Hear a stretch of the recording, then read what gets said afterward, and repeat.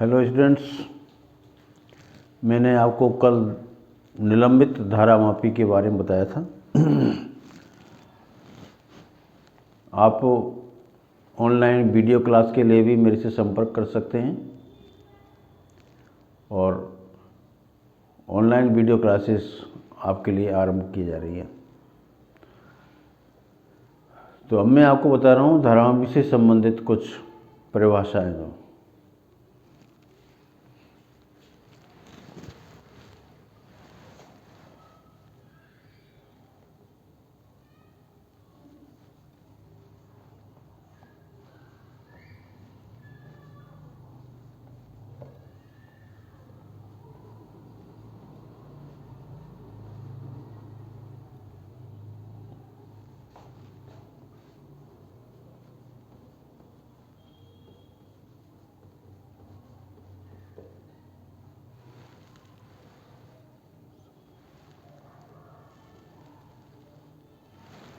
मैंने आपको कल एक रिलेशन बताया था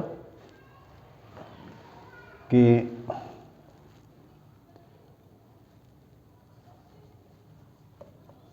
धारामापी में विद्युत धारा I equal to K phi.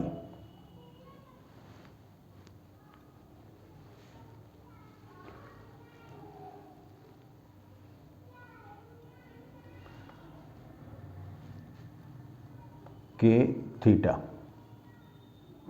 जहाँ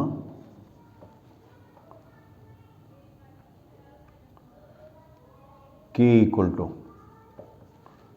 C अपॉन NAB।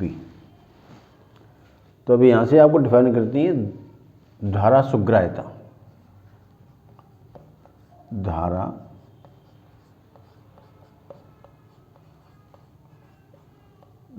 सुग्राह्यता। तो धारा सुग्राह्यता इक्वल टू होता है आपका थीटा अपॉन I, और ये इक्वल टू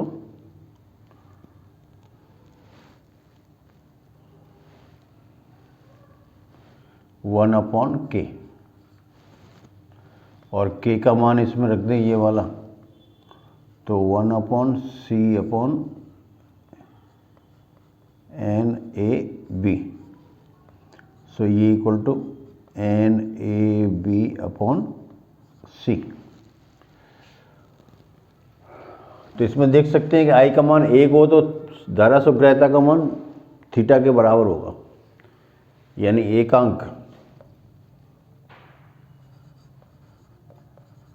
इकाई विद्युत धारा से उत्पन्न विक्षेप को धारा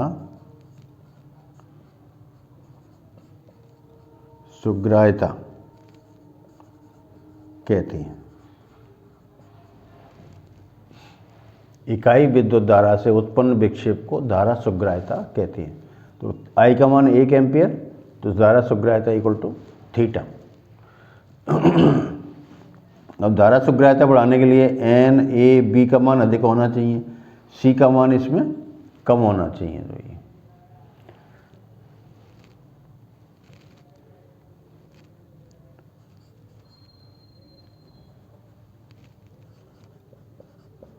धारा सुग्राह्यता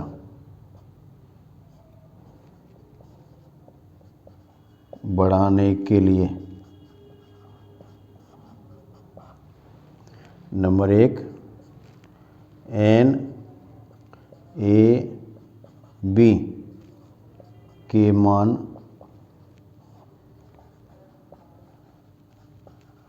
अधिक होने चाहिए।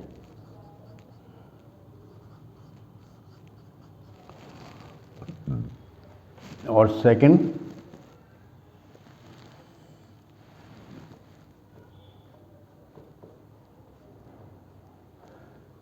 सी का मान कम होना चाहिए।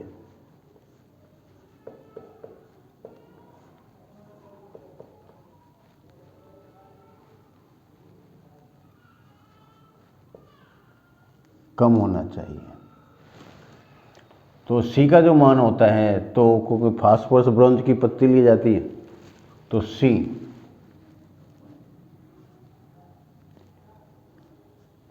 Equal to eta pi r to the power 4/12, जहाँ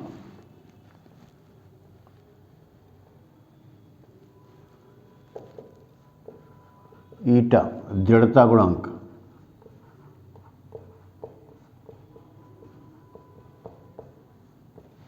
आर तार की त्रिज्या,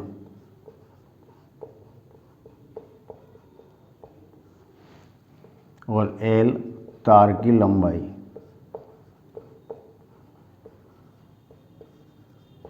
तो सी का मान कम होने के लिए ईटा का मान कम होना चाहिए। त्रिज्या का मान बहुत कम, पतला तार लिया जाए जो इसमें। तो इसके लिए जो सबसे अच्छा पदार्थ होता है वो है फॉस्फोर ब्रोंज। तो फॉस्फोर ब्रोंज जो है वही एक ऐसा तार है जिसके लिए सी का मान कम होता है, ईटा का मान कम होता है।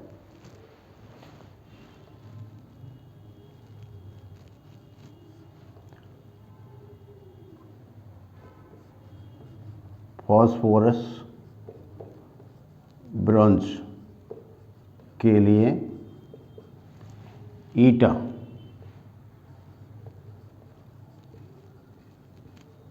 न्यूनतम होता है।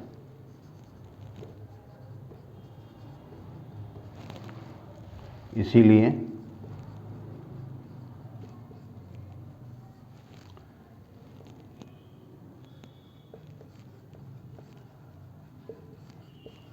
फॉस्फोरस ब्रोंज की पत्ती व तार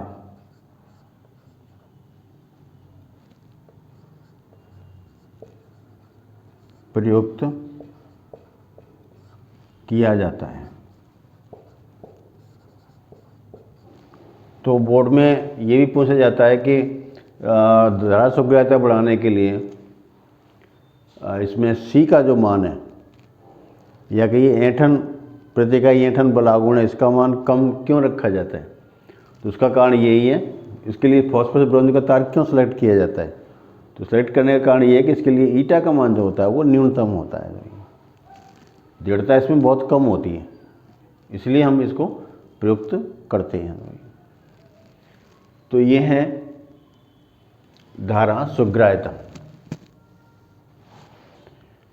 अब लेते हैं बोल्टता सुग्राह्यता।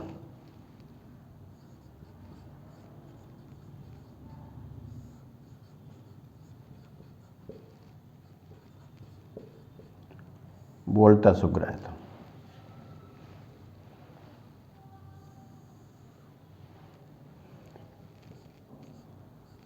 Kv इक्वल टू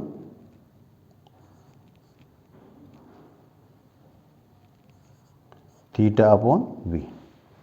यहाँ पर हमने थीटा अपॉन आई लिया था, यहाँ थीटा अपॉन वी लेंगे। इसके मतलब वी यहाँ वो बोल्टता होती है, तो ये वी व्यवांतर,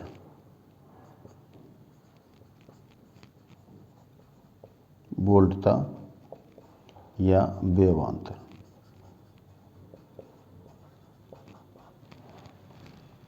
तो v का मान अगर 1 के बराबर कर दें तो kv का मान थीटा के बराबर होगा। जब v इक्वल टू 1 वोल्ट तो kv इक्वल टू थीटा। तो यहीं से इसकी परिभाषा करते हैं कि इकाई बोल्टता से उत्पन्न विक्षेप को बोल्टता सुग्राह्यता कहते हैं।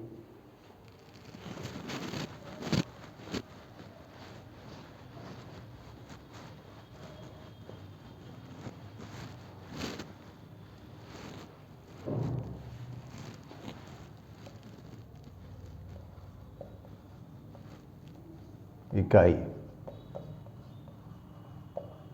बोल्टता से इकाई वोल्टता या व्यवांतर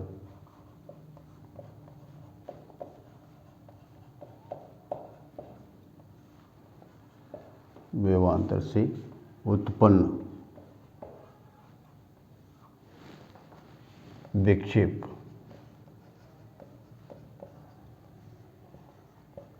को वोल्टता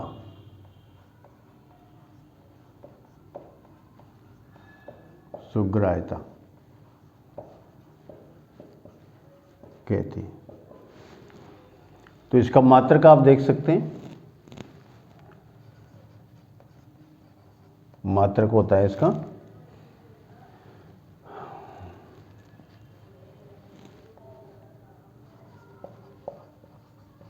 अंश प्रति वोल्ट।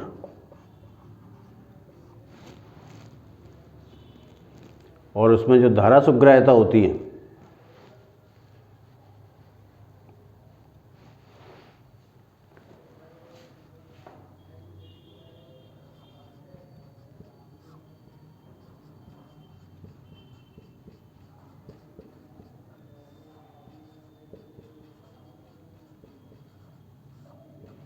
इसका होता है अंश प्रति एम्पियर।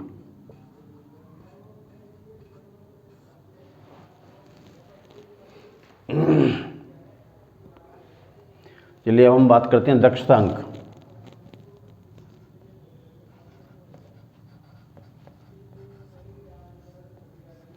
Figure of merit.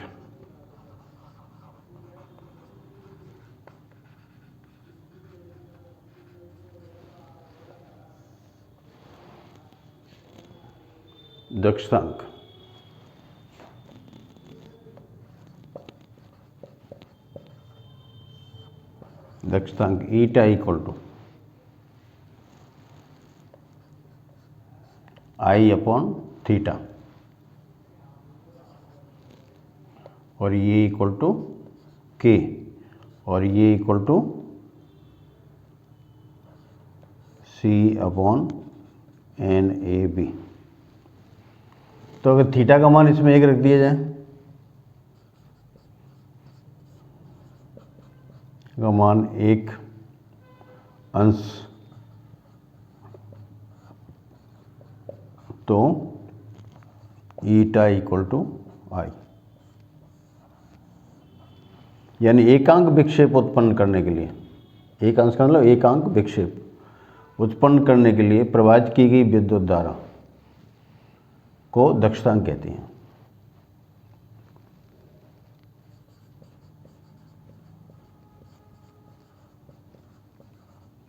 एकांक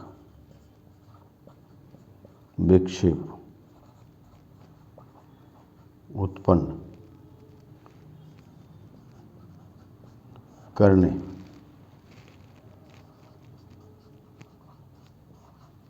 के लिए आवश्यक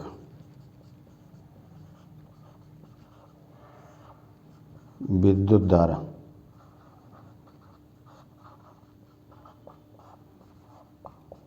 को दक्षतांक कहते हैं।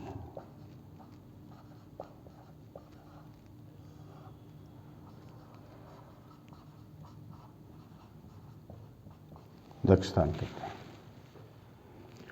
दक्षतांक का मात्रक आप यहीं से देख सकते हैं, ये होता है एम्पियर प्रति डिग्री या अंश।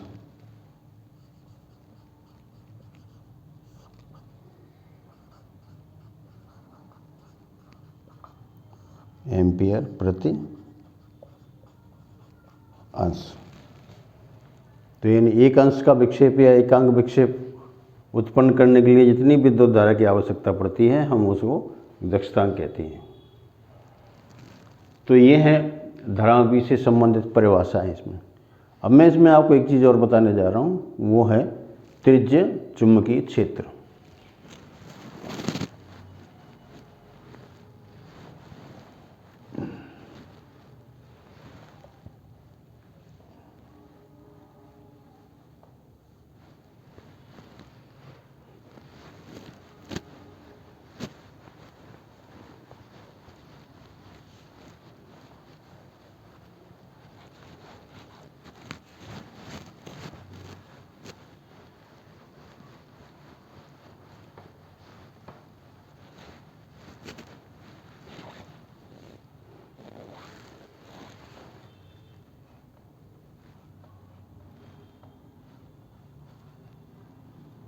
त्रिज्या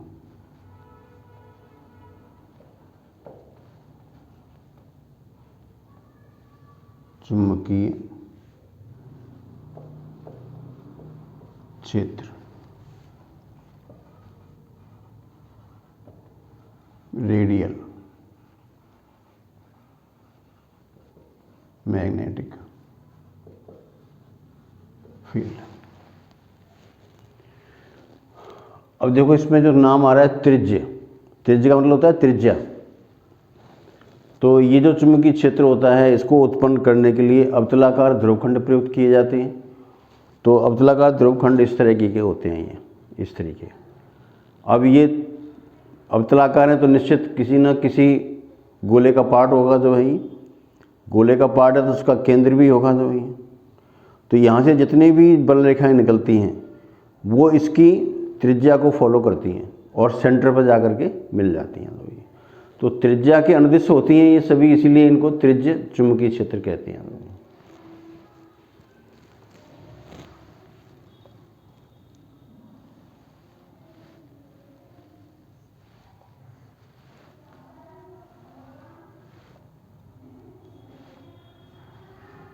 जैसे ये आपका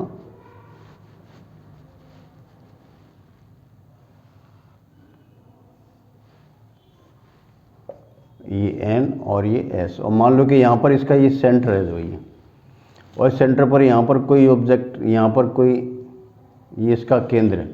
तो अब यहाँ से चुंबकीय क्षेत्र रेखाएं चलेंगी तो ये इस तरीके से जो है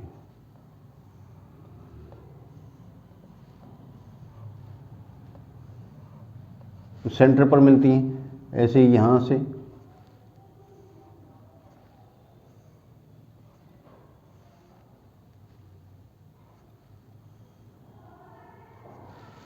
तो ये जितनी भी चुंबकीय क्षेत्र रेखाएं होती हैं वो सब अपने सेंटर पर जा करके मिलती हैं। और ये जो इसमें आपने में रेखाएं जो इसमें दिखाई गई हैं ये क्या है, इसकी त्रिज्याएं हैं इसकी जो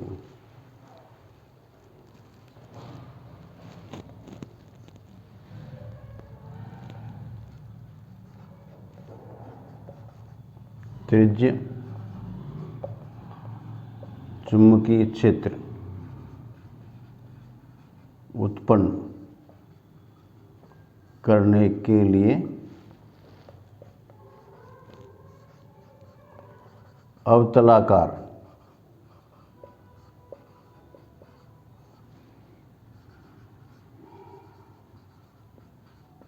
चुंबकीय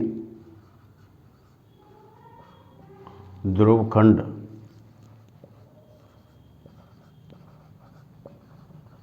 प्रयुक्त किए जाते हैं। ठीक है, सबसे पहली बात तो यह है कि हम इसको उत्पन्न कैसे करेंगे। तो उत्पन्न करने के लिए आपको अवतलाकार चुंबकीय ध्रुवखंड लेने होंगे। दूसरा इसमें क्या चीज़ है,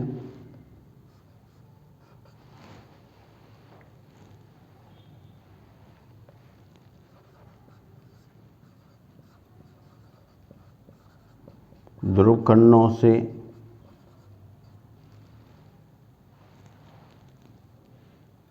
इसकी तरफ जाएंगे थोड़े ही ना, जो ये गलत कर दिया।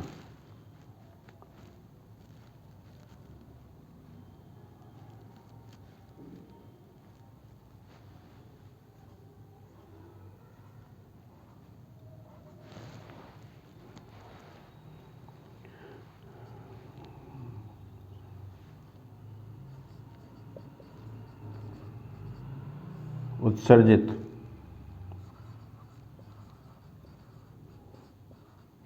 चुंबकीय क्षेत्र रेखाएं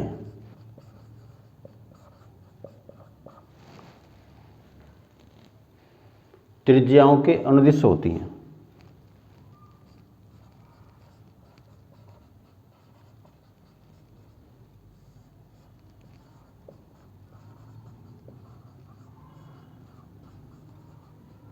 अनुदिश होती हैं, इसीलिए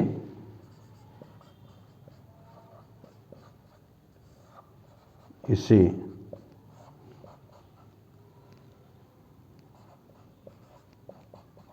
त्रिज्य चुंबकीय क्षेत्र कहते हैं। तो क्या है कि ध्रुवखंड से उत्सर्जित चुंबकीय क्षेत्र रेखाएं त्रिज्याओं के अनुदिश होती हैं, इसलिए इसे त्रिज्य चुंबकीय क्षेत्र कहते हैं। रेडियस से रेडियल, तो रेडियल मैग्नेटिक फील्ड इसको हम इसीलिए कहते हैं जो यहाँ पर।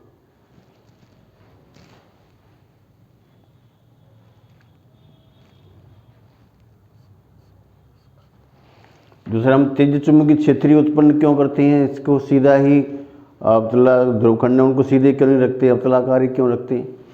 तो ये अवतलाकार के लिए तो ये होगा तेज चुंबकीय क्षेत्र उत्पन्न करना है, इसलिए हम लोग तो तेज चुंबकीय क्षेत्र क्यों उत्पन्न करते हैं। तो इसका कारण ये होता है कि कुंडली किसी भी स्थिति में क्यों न रहे, इस पर चुंबकीय क्षेत्र का मान सर्वाधिक होता है। जो आप देख रहे हैं जितनी भी यहाँ पर ये चुंबकीय क्षेत्र रेखाएं हैं वो सभी एक ही बिंदु पर कंसंट्रेट हो रही हैं। इसका मतलब ये है कि अगर हम इनके केंद्र पर एक वस्तु रख दें तो उस पर चुंबकीय क्षेत्र का मान सर्वाधिक होगा।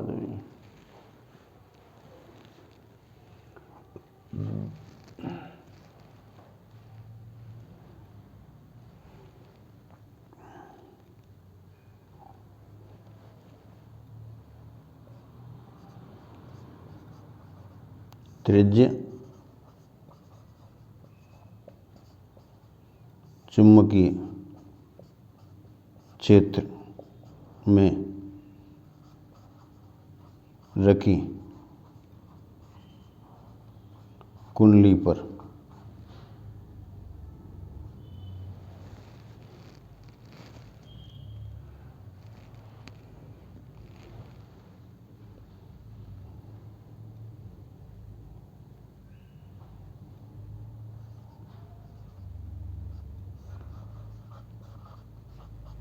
बलागुण सदैव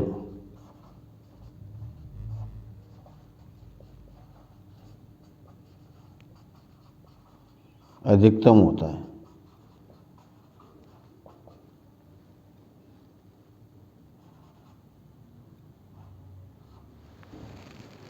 तेज चुंबकीय क्षेत्र में रखी कुंडली पर बलागुण सदैव अधिकतम, क्योंकि मैग्नेटिक फील्ड का मान सबसे अधिक होता है इस पर जो है ये, बाकी का सब कांस्टेंट होता है। इसमें एन है तो कांस्टेंट है और इसका जो एरिया होता है वो कांस्टेंट रहता है जो इसमें। तो इसको हम ज़्यादातर बलागुण का मान सदैव अधिकतम होगा तो कुंडली किसी भी स्थिति में क्यों न बनी रहे, ये हमेशा ही मैक्सिमम काम करेगा जो ये। और इन सब बल रेखाओं को सेंटर्ड करने के लिए हम जो कॉइल होती है उसके अंदर मुलायम लोहे की क्रोड लगा देते हैं। तो मुलायम लोहा जो होता है उसकी जो चुंबकीय पारगम्यता होती है वो अधिकतम होती है उसकी जो है।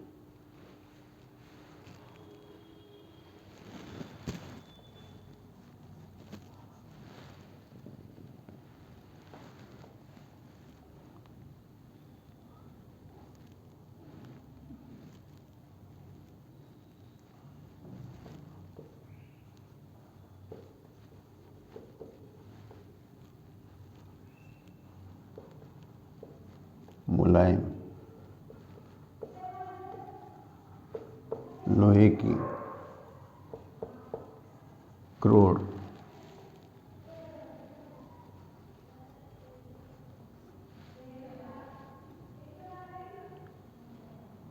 रखी होती है किलों की मुलायम लोहे की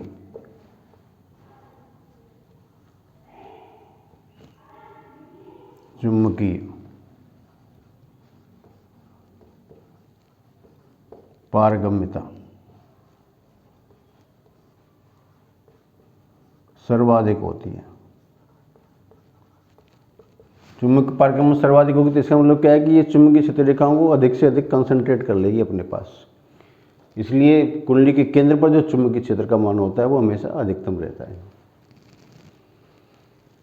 तो ये अर्थ है रेडियल मैग्नेटिक फील्ड का, और इसको लगभग सभी जितने भी आपके जो उपकरण होते हैं उनमें इसका यूज़ किया जाता है। मीटर वोल्टमीटर वगैरह हैं तो उसमें भी इसका प्रयोग किया जाता है।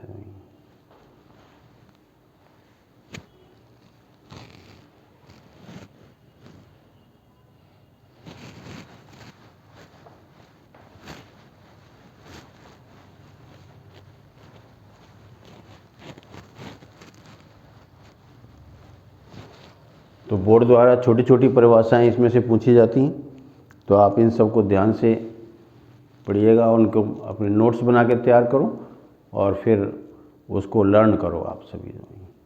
Thank you.